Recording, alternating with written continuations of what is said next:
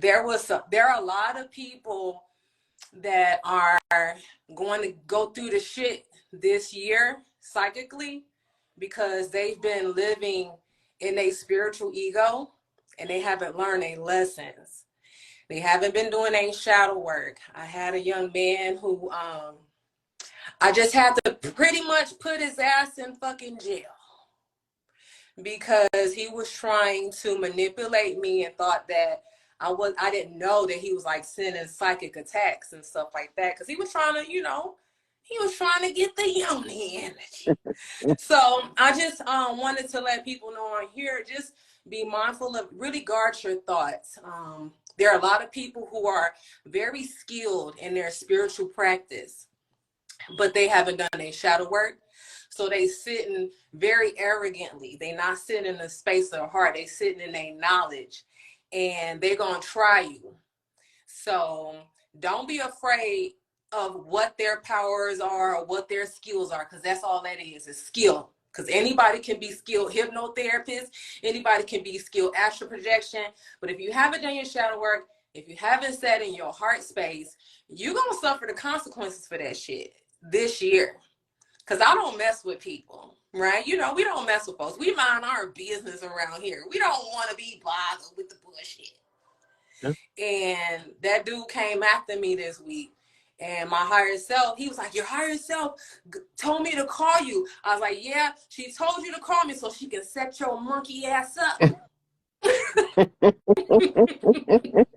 He was like, he was going batshit crazy. He was like, your love calls out to me. Your love calls out to me. I was like, Rod, man, that's that mitochondria of fucking these niggas. I didn't told these niggas if they don't do their shadow work, you 9-vote niggas, these 250,000 vote sisters gonna short your circuits. Mm-hmm. He around here banging his head.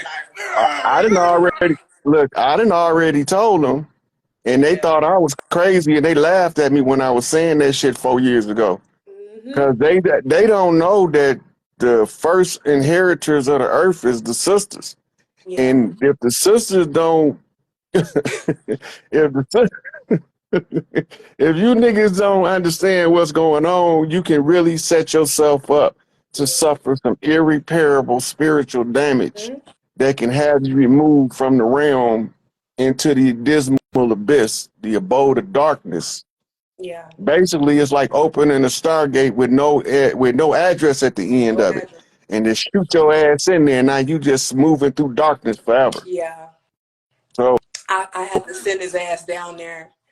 I told him, I said, you have disrespected the divine feminine for the last time, and I don't sit on my spiritual soapbox. You know what I'm saying? I really don't. Because I was like, do you know who the fuck you talking to right now? Like, he didn't know. He thought you was joking. Who you talking to right now? Because, like, he thought you was joking. I know who you is. He thought you was joking, though, because it sounded like you cracking the joke to somebody who don't know. Yeah.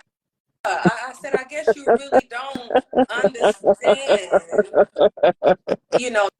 Not that I feel like I'm better than anybody, but just on the pure strength of being on a love frequency, y'all, it's really important that you tap into your heart space. Don't underestimate yourself, and don't allow other people to underestimate you either, because a lot of us, we're going to learn so much during this golden age. Don't be fearful about where you are spiritually. You just waking up and stuff like that. Don't feel like you're not in the right place. You're at the right place at the right time now. And a lot of these spiritual guys, they've been woke for a long time. They've been tapped in for a long time. That don't mean nothing, especially if they're not sitting in the space of the heart. That's why I love you so much, Rod, because you straight keep it real. You know what I'm saying? You keep people focused on the heart space. Fuck the knowledge if your heart not right. That actually is a very horrible balance. If you get a whole bunch of knowledge and your heart corrupted, you're going to misuse the knowledge to misappropriate information to people that's going to be exploitive. I don't want shit. That's why it's so easy for me to do right by people, because I don't want shit. I don't want shit. Yeah. I just want my sisters to get their shit back, and then I can go on and relax then. Right. Other than that, I don't want shit. That's all we want to do. That's all we want to do is make the world better for our children, for the 7 generations of children that are to come. I do this for my grandchildren. I don't even have my grandchildren yet, but I do this for all the babies. You know what I'm saying? We want the babies to have the best possible life. Why do we go through all of this suffering, right? We went through all of this suffering so our children and our babies can thrive. There's no If reason why anybody should be if we suffering. don't learn from the suffering, we wasted the chapter of misery. Yeah, we did. If we learned from the suffering, then the misery has taught us that I don't want none of my children to go through none of this bullshit. Fuck the racism, the sexism, the exploitation, the oppression, the poverty. I don't want my children to go through none of that shit. No. So if we don't learn, if we think that it's okay for somebody else to be oppressed, but we be okay, Right. We haven't learned. Right. Right. We are not free. If one person in this planet is going through and everybody else is doing great, we still not free because we're not taking care of our brothers. We're not taking care of our sisters. It's all about all of us. It's unification or nothing, right? It's heart-based unification or nothing. And if you don't want somebody to have something good and you want that, you're not going to get it. That's a You don't even deserve contradiction it. already, because Elijah Muhammad already told us that if you're going to be your brother's keeper, you got to want for your brother exactly what you want for yourself. And if you don't want for your brother what you want for yourself, you're not worthy to have it. You sure not. That's just how it is. That's how it's going to be. I'm ready. I was watching your video with Black Magic 3. It was a year ago. I think you were talking about Atlantis and Anunnaki, and you were talking about how you wanted to develop the school for the gifted, the X-Men, and I was just watching The Dark Phoenix the other day. And that's just where I want to be as well. You know, I have had visions about me working with the little ones. I was like, fuck y'all grown motherfuckers. Give me the babies. Yeah, I want the young ones. Half these grown motherfuckers, we can go and put them in a meat grinder and feed them to the earth. I hate to say it, but it's true, because so many of them is just in the way. They be doing too much.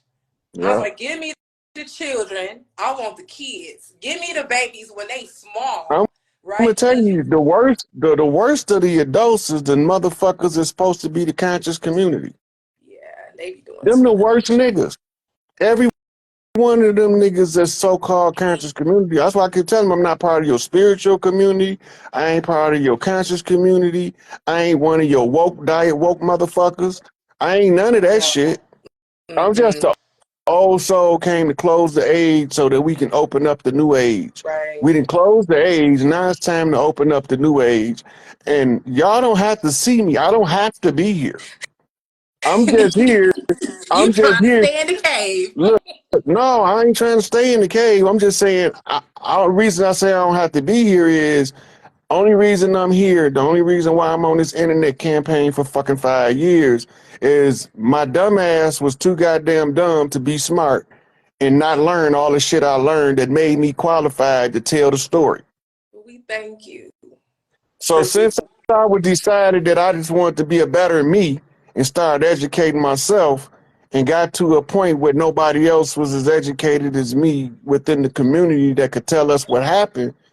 And then when the call came, I'm looking around, talking, what y'all looking at me? Y'all never closed the door on me, talking about I ain't got no alphabets. Well, none of these. No, lead. Yeah, that's what the obligation is in the tribal order. Yeah. And I'm very tribal, very family oriented, very tribal oriented. And my chief say we ain't gang banging, we brain banging. Yeah. So I'm like, Larry, man, I want to go beat some niggas' ass. I don't want to be on this motherfucker talking about no intellectual ass shit. He's like, no, we ain't gang banging no more. We established the tribes. Yeah. That's what the gang banging was always about. The reconstituting of the tribes according to the chiefs. And once you understand who the chiefs is, then you know who their tribe is. Yeah. Right? Yeah.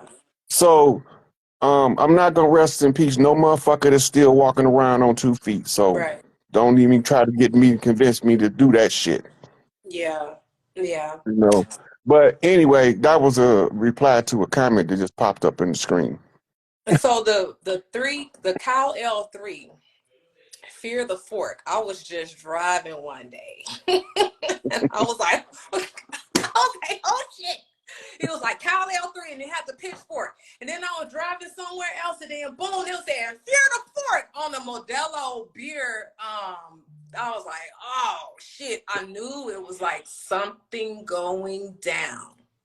Something was going down, because I had been in the upper realms, and the council was sitting around and they were discussing the matters of the earth. And I was like, listen, you want to know how fast the human collective will evolve? You give the people what they need. You take away the fear frequency. You take away the scarcity mindset. Let them know that they have everything possible at their disposal, and you will see a human collective that will freaking shock That's the death of the selfish gene. I did a show on Young Elder about a week ago called The Death of the Selfish Gene. Mm-hmm. That's exactly what you're talking about, because them the frequencies that's stopping our development. It's arresting our development. And every time a motherfucker get arrested, they get bopped over the head with a billy club. So we know what's going on when they arrest our development. They club us over the head. Yeah. And when they clubbed him over the head, he was totally unconscious until he realized he was unconscious. Yeah. You know? Yeah. And then he had to get his throat and his heart back in order. Yeah. Oh my gosh. But I'm excited. I am. I'm excited about everything, because I know things are speeding up, you know, not as like we wish, because I'm like, let's get this shit on the road. Let's get this thing going. Yeah. It is happening. So, but I didn't want Young L in the house. Young L in the house. Yeah. Hey, son. I see you, son. Hey, look, I love the shit out of Young Elder, boys. Especially when on that twisting caps and popping. What are you talking about? You know, the thing was, my father told me he moved us out the South so we wouldn't have the Southern drawl, and that when we speak, it'll make our words, you know, more understandable by the most amount of people. I ain't understand that shit then. But when I be talking to Young Elder, he be reminding me of what my father was telling me about the difference between the communication between the city slickers and the country boy. So they take a country boy out the country, put him in the city, and then he go back and talk to the country boys. They still know what they talking about. Right. But when the country boy come to the city, only the city slicking country boys know what the country boy talking about. Boy, that shit be tickling me so bad. And he got that country draw that they be like, Pops was a bad man. He be tickling me too. He from the boot. It's SikApe from the North Gate, goddammit. He know what's up. We from up north and stuff, but I always liked the country boys though, because they had that Southern hospitality. I used to be mad growing up. Like, I want to live in the country. I want to live in the country. Then one day I asked my father, why we can't move in the country? Then that's when he started explaining it to me. Yeah. Then he started giving me the linguistic differences by example of how the country boy talk versus I never even when I used to go down south when I was little, I never had a communication barrier with nobody in the country. But growing up in the city, it also had no communication barrier with people in the city. And he was like, he was telling me, my father was explaining this, he said, that's the reason why I need you to be able to talk to all of the people, not just some of the people. Just some of them. Yeah. And Young Elder bridge, when me and Young Elder talk, we able to bridge the gap between the country boy and the city slicker. It allows people from all walks of life to understand the communication. Yeah, I love it. And then I love when you be on there with what's his name, Billy Carson. Oh, that's my man. Like, it be like the hood nigga and the college boy. I be like, yeah, baby, like Rod Stewart says how it's done. How the niggas in the hood do this shit. Look, he used to be my big brother in several of my past lives. I always remember following him around, watching him with lab coats and beakers, asking, what is that? How do that work? What? You know what I mean? I'm serious. I remember that shit like it was yesterday. And then when we got to talk, that same chemistry is still present. in this lifetime, and I didn't even meet him until me and him was on Brother Rich show at the same time. But the chemistry is still present. That brotherhood, the camaraderie is still present. It's still there. Yeah, you know, we all got a little brother that get on our nerves. You always want to know what we doing. And I was the one that used to get on Billy Carson's nerves. And his name wasn't Billy Carson then, but I used to be the one getting on his nerves, asking him all the goddamn questions. But he was so patient. He's always been stoics like, and I always been curious, asking him, why you doing it that way? What if you do it this way? Then he explained to me why that way don't work versus this way will work. Yeah, and that was like, to see him in this lifetime, it was like when I first seen him, it was like a gasp of breath, because he's not my big brother, and I don't know how to accept this shit. Yeah, But I just wanted to say thank you again on behalf of all of the divine feminine for you standing up for us, because we got a lot of brothers out here that don't say a shit for us. They speak for themselves. So I want to just say thank you. I want to say we love you. We honor you. We are there for you. Anybody fuck with you, right? They don't have to go through us. They don't have to. And the only reason that's a problem to me, because I was created to defend y'all. I know, but you know, sometimes these motherfuckers, we like the forces of nature around this bitch. Listen, all we gotta do is think a fucking thought, nigga. We ain't gotta do shit physical. Hey, remember Pac say throwing blows at the po-pos, breaking your nails? I know, putting Vaseline on our skin, right? Putting the do-rag on, like Let's for real, get it. like, and that's from a mother. That's from a mothering place, right? We'll bring hellfire down on some motherfuckers because we know that you here to support us and stuff like that. You will do everything in your power to make sure that the divine feminine is sitting in her rightful place. So we want you to know that we are sending you love and support, and we got your back because we know you have our back. And it's all gratitude for me. Yeah. Gratitude changes everything. I got 14 seconds. It's going to end. I'm going to come back in and do another session, the Q&A, and then I'm going to wrap it up for the night. All right. Love you.